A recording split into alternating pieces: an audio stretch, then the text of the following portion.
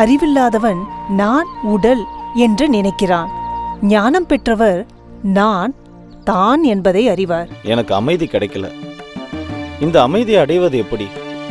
அப்படி அடைஞ்ச அமைதிய நிலையானதாவும் நிரந்தரமானதாவும் எப்படி தக்க வச்சுக்கிறது? ஸ்ரீ ரமணர் சில சமயங்களில் ஆத்ம விசாரம் அல்லது சுய விசாரணையை நான் யார் அல்லது நான் எங்கிருந்து இருக்கிறேன் என்று கேட்பதுண்டு. ஆன்மா, அதை நான் எப்படி உணர்வது? நான் யார் என்பதை முதலில் தெரிந்து கொள்ள வேண்டும்.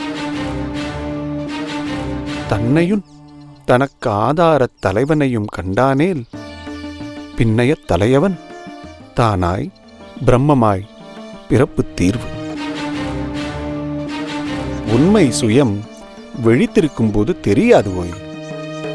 அனுபவத்தை தடுக்கும் 3 வகையான தடைகள் இல்லாமல் சுயத்தில் நிலைத்திருப்பதே சாஸ்வதம்.